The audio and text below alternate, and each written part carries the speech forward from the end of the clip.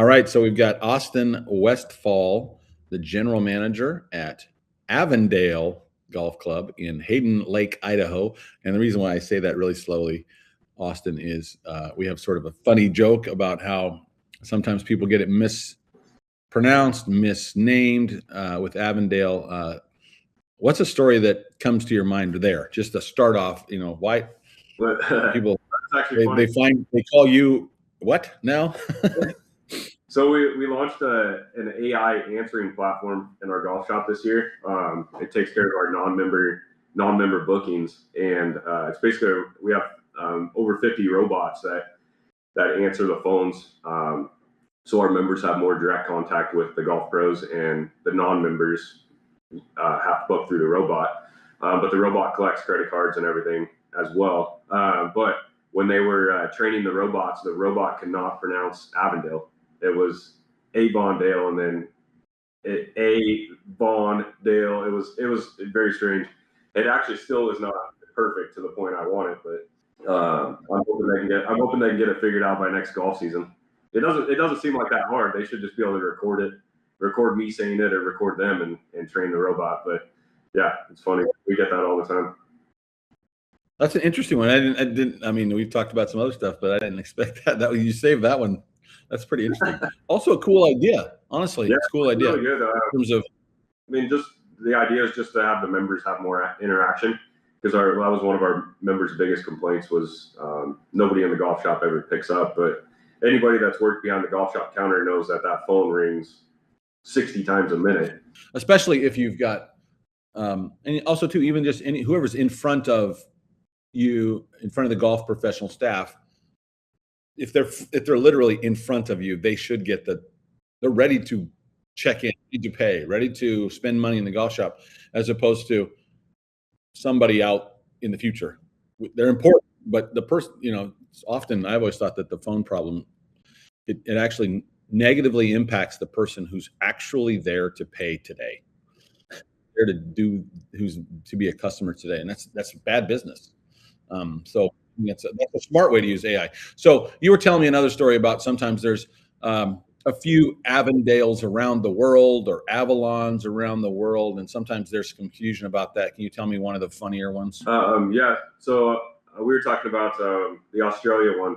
There's an Avondale Golf Club or Avondale Golf Course in Australia, and I've gotten a few membership inquiries and phone calls from people. I pick up the phone, and first off, it's like an area code that's like plus 82 --. You can tell it's a foreign number. I'm like, oh gosh, try somebody trying to get my credit card information again. But I'll pick up the phone, and it'll be a thick accent right away. You can tell they're from out of the country, trying to book a tee time or inquiring about membership. And there's been a couple times where I've actually talked to the person for 15-20 minutes about joining our club. Turns out that they're in Australia, and they had no intention of calling us. I actually just got a message on LinkedIn the other day from some pro over in Australia, thinking that I was the pro at Avondale in Australia. I haven't even responded to it yet, because it gets kind of annoying after a while. But there's also an Avondale in Palm Desert, and actually I used to work down there in the winter times, and I was pretty close to Avondale, right across the street. But we get those ones all the time.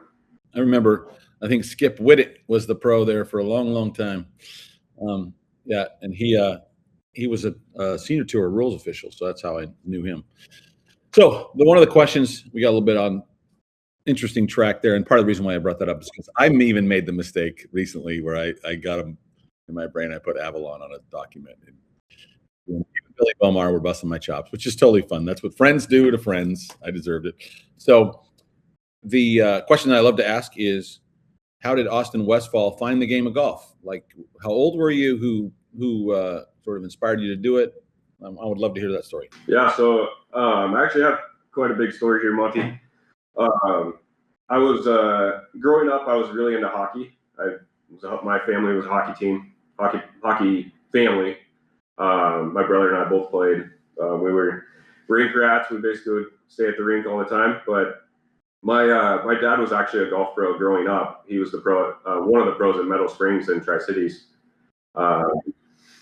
But he ultimately got out of the business when I was probably, I don't know, maybe 4th or 5th grade.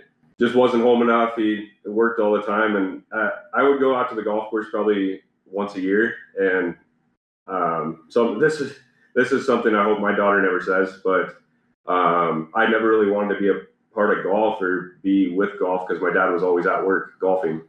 So I'm the way I raise my daughter now, I'm hoping that she never says that because I am always at work. I try to bring her out here and get her familiar, see people, and try to have fun at work. So she knows that I'm not just going to work to be away from her.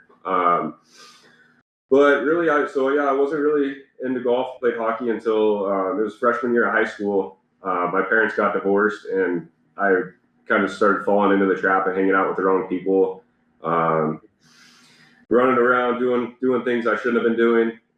And my grandma she told me I should pick up golf because my dad was a golf pro, my uncle was a golf pro. My uncle actually still is a golf pro in New Mexico. So yeah, I started going to the golf course every day after school. I met a group of friends that we would literally go, the minute we got out of school, we'd head to the driving range, and we would not leave the golf course till it was pitch black outside. And so this was still in the Tri-Cities? This was still in the Tri-Cities. I grew up playing at Canyon Lakes, okay, right down the street. That's what my guess would have been. No, Canyon Lakes, yeah. So I learned to play in the wind. But yeah, when I started freshman year, I don't think I could even break 100. I was frustrated. I wanted to get better, and I just grinded it out. And by junior year, I was winning high school tournaments and breaking par. So I had it in my blood. I knew I had it in my blood. It was just the determination, and I gave up hockey and turned to all golf. And so junior, senior year, I didn't know where I was going to go to school. I hadn't really gotten any contacts of going to college to play anywhere, and I was kind of feeling defeated. I didn't know if I was just going to stay in Tri-Cities and go to Columbia Basin. They had a decent golf team. I knew some of the people on the team. I knew the coach, but I really just wanted to get out of town. High school was a tough time for me. It was just I wanted to start over. And one day I was on the driving range, and our pro at Canyon Lakes, Matt Mandel, a lot of people probably know him. Great guy. He was the pro I looked up to at Canyon Lakes for my whole high school career. And he came out to the range one day and goes, "Hey, I just got this call from the golf coach at North Idaho College in Coeur d'Alene, Idaho." And I was like, "Okay, I've never heard of Coeur d'Alene. Like, where's that at?" And turns out I played quite a bit of hockey growing up here in Coeur d'Alene. I just never. It was a small town back then in 2011. I mean, it was just kind of on the outskirts of Spokane. And I said, "Yeah, I'll go up for a visit." So the very next weekend, my dad and I came up here for a visit, and I think I was talking to the coach for about 10 minutes, and I said, "Yeah, I'm coming here next year." And pretty much fast forward, the rest is history. I mean, I met my wife freshman year of college. We finished up in North Idaho, and then again, I was like, "Shoot, where am I going to go now? I only have 2 years of college under my belt. I want to transfer." And turns out I went to Montana State in Billings, Montana. Again, just kind of out of the question. Like, why the heck am I going all the way to Montana? But it turned out great. I spent 2 years there. My wife spent 1. She ended up coming back. We weren't married at this point, but we'd been together 4 or 5 years, 3, 4 or 5 years. And then again, senior year of college, I was like, now I have to look at work. Like, what am I going to do for work?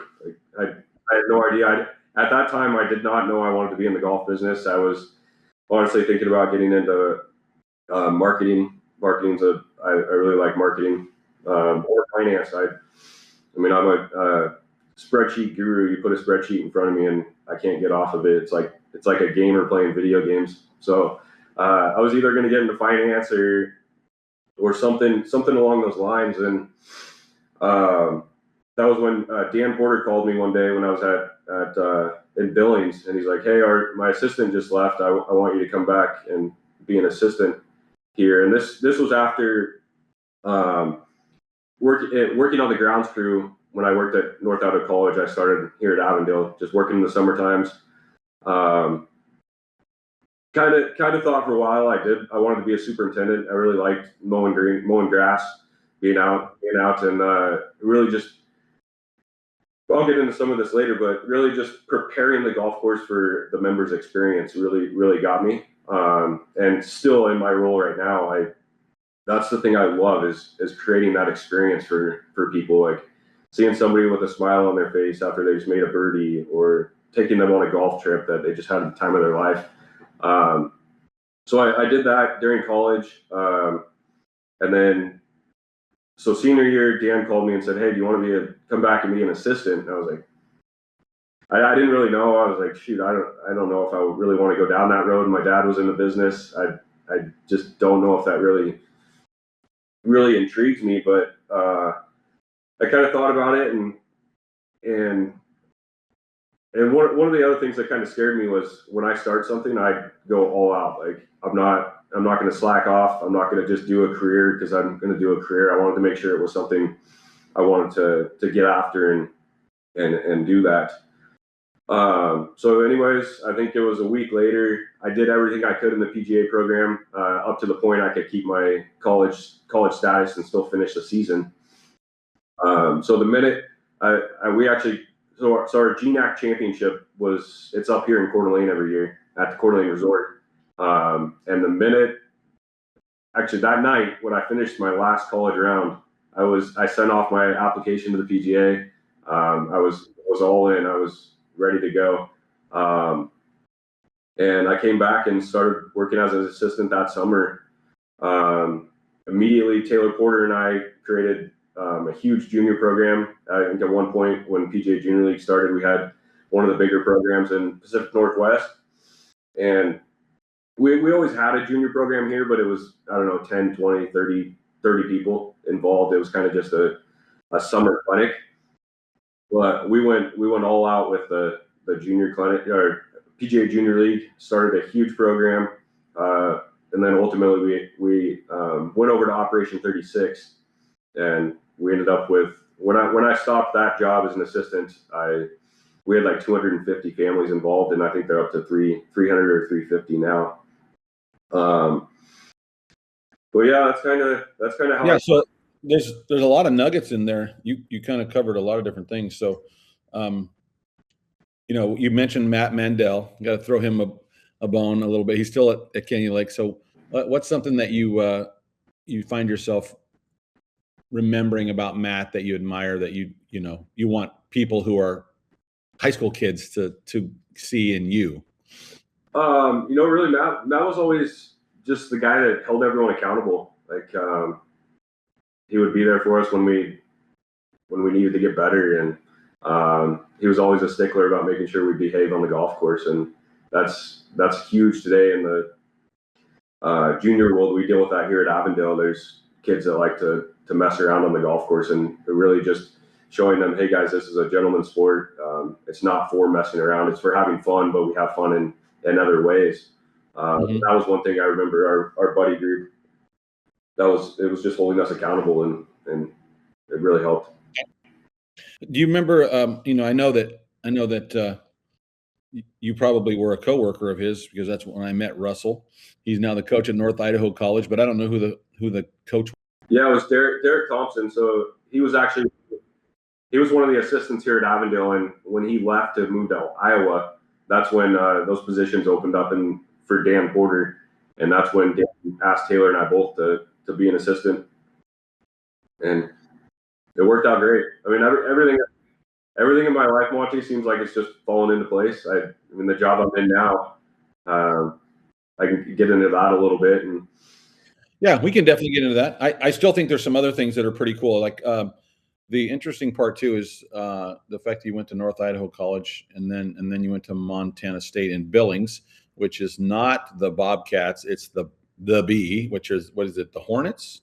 Yellow Jackets. Yellow Jackets. That's pretty funny too. we still have members here all the time that think I'm a bobcat. I'm like, guys, Yeah. I'm from Billings. I'm not a bobcat.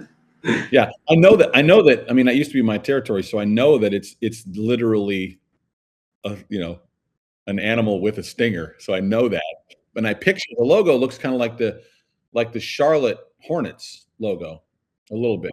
So and it's a really cool logo, and the people who are from Billings and the people who love Billings, they love it the way that people from Hayden Lake and Coeur d'Alene love their area. Like once you're there, it's hard to leave.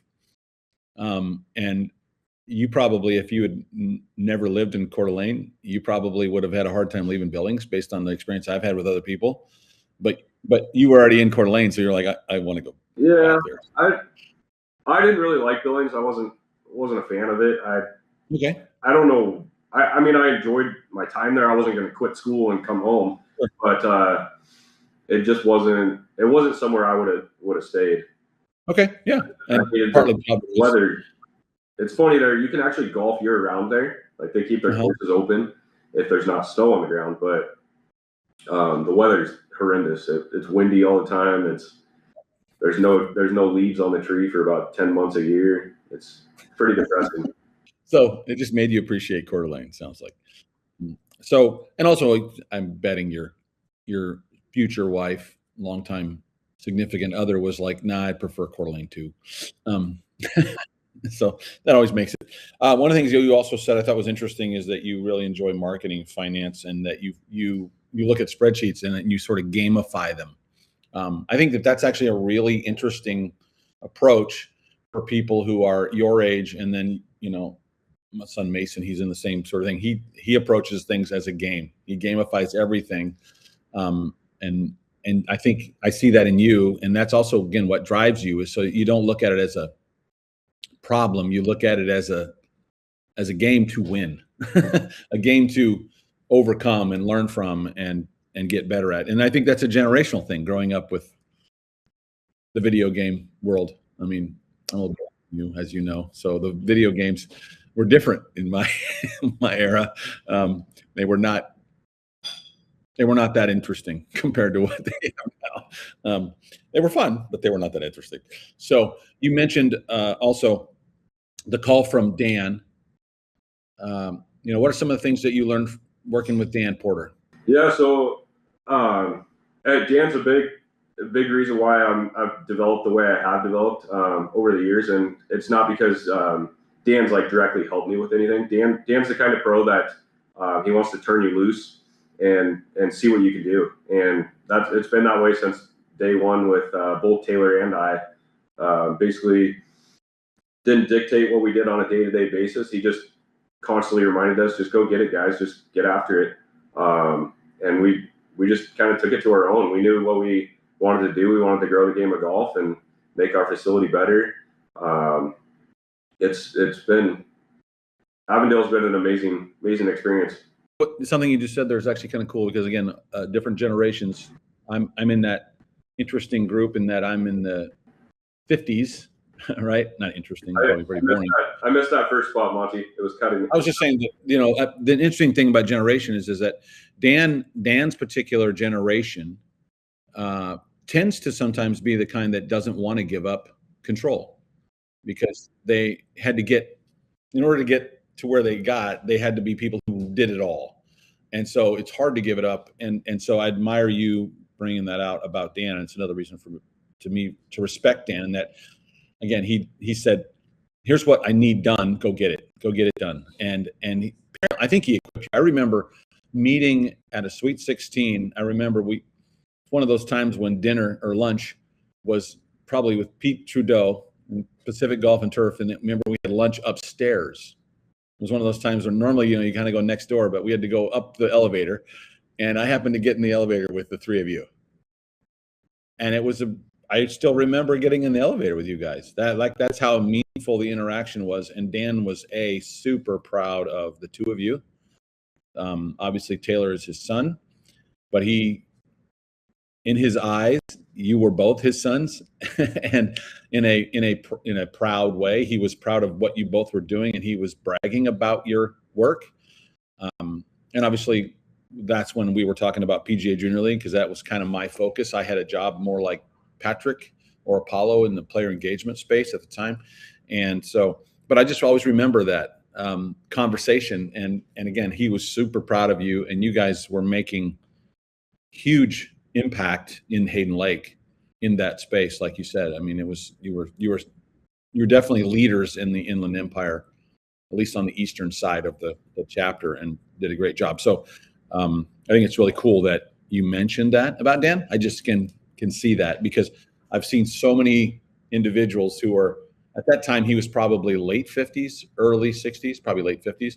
And so that particular group sometimes just don't let their team grow. They don't let them fail. I hear stories about that all the time. About oh, my pro doesn't let me do anything. It's his way or the highway. And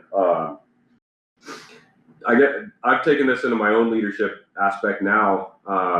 It's not trying to control everything. It's not telling people how to do their jobs. It's making sure they have the direction, giving them the direction. Like prior to a tournament, Dan would give us the direction. Here's what I want. Here's everything that needs to happen, and then turn them loose and let them go do it. And nowadays, when I'm overseeing our 5 departments, that's what I do. I make sure I give direction, but I'm not going to go tell somebody how to do their job. That's why they're in that position. So I give them the layout, and it's their job to execute. And I learned that at working for Dan, and now I do that in my current position. Yeah. So you also mentioned prepping. One of the things you love, I resonate with the fact that starting in golf, as I spent 2 years as a greenskeeper myself, working at Heron Lakes and at Emerald Valley, and in both of them in Oregon, mowing greens, cutting cups, mowing roughs, mowing fairways, doing all that stuff. And that actually, I did enjoy that too. So I can totally resonate with what you're saying. And the idea of what it looks like when you're done mowing, what the hole looks like when you mow a tee, when you mow an apron, a collar, how cool it is. So that's where I was thinking when you were talking. But then you mentioned about prepping for the member experience, and that was one of the things that made you think I might want to do this golf thing because I enjoy that. So what does that mean to you, prepping for the member experience?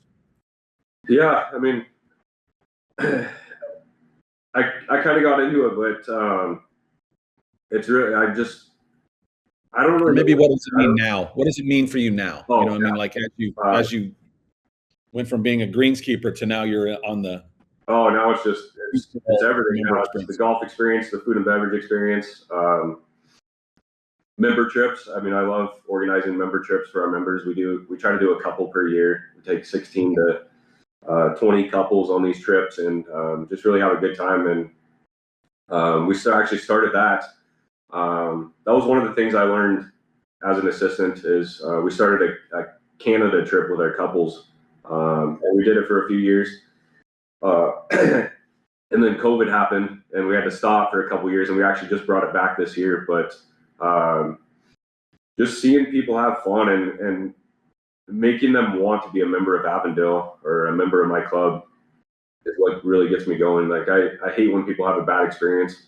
And yeah, it lights me up. I think my wife probably gets frustrated sometimes because I don't always create the ultimate family experience for them, but I do in other ways. But I think I probably strived a little bit too hard to create the member experience sometimes, if that's even possible. One of the things that is interesting about that the fun part is there's actually statistics that show that members actually, or people who are loyal to a particular facility, and could use the term member, they actually are even more loyal, like Velcro, hook and loop type things, is when they actually spend time with other people who are also loyal to that facility on a golf trip. They're actually more likely to stay. For sure. Yeah. 100% more likely to stay. Oh, definitely. I mean, we have a very close-knit club here. Not every single one of our members, but I would say over 30% of our members I have a very good relationship with. People that I talk to almost every day. And there's multiple people that say, if you leave, I'm leaving, type of thing. So that's very, very true that people are loyal once you create a relationship with them. So when our new members come in, I try to get to know them better and try to find something we have in common. Maybe invite them out to play golf, take them to a pro-am, because I have found that once you create that bond with somebody, they're a member for a long time. Yeah. So as the transition happened, where Dan got to the place where he was ready to retire, and I remember him taking me aside privately and saying, I need you to help me make sure that Taylor and Austin get their appropriate shot and they get their chance to be leaders, because they've been great and they've really done a good job at this club. The members love them. But you never know, this could go sideways. How do we do this right? And the funny part is that I'm no expert on, because every one of these transitions is unique, has different things going on, but it's always fun to try to be part of it. So how did that transition happen, or now Taylor is the lead PGA professional on the golf ops side, and now you're the general manager? How did that happen? Yeah, so this is again kind of like my high school thing. I senior year of high school, I didn't know where I was going to go to school. After NIC, I didn't know where I was going to finish up my schooling. And then senior year of college, I didn't know where I was going to work. It's the same story. It was getting up to the point that Dan was getting ready to retire. I was actively looking for other jobs. I was actually applying for quite a bit. And I honestly didn't. I thought my time at Avondale was up, and that's only because I wanted to grow. I wanted to get a head pro position, director of golf position. Like, I was ready. I'm an opportunist. Like, if I see a job that's open, I'm gonna either reach out to you, Monte, or apply for it and just see what happens. And that's something I tell my employees now is, if there's a job open, go for it, because it might turn out to be the best job you've ever had, or you might meet somebody in an interview process that might get you the next job. So I almost left Avondale a couple different times. And I was actually it was August of 2023. I won't divulge the facility information or anything, but I was actually got invited for a final interview of another job in the Pacific Northwest. And the night before the final interview, I asked my wife if I really get this job, or would we move? And she said, no, probably not. So I canceled the final interview and pulled out of the process because I didn't want to waste their time. And then it wasn't even 10 days later, I got a call from our board of directors here at the club. And they said, hey, can our president and our vice president, and he said, hey, we want to take you to lunch tomorrow. And I really kind of had no idea why they wanted to take me to lunch. And they asked me, would you want to be the interim general manager here at Avondale? And at this point, Dan hadn't retired yet. But it's funny how that happened. It just kind of, it opened the doors for me. And I kind of thought about it. I kind of went home and asked my wife, do you think this is worth it? I mean, I've seen the high turnover rates in general managers. I mean, sometimes they only last 2 years. My biggest worry was, I don't want my time at Avondale to come to an end. I'm confident I can do the job, but you never know that when your time's up. And I didn't want to ever leave Avondale in that way. So I thought about it and was like, yeah, I'm going for this. I'm going to do it.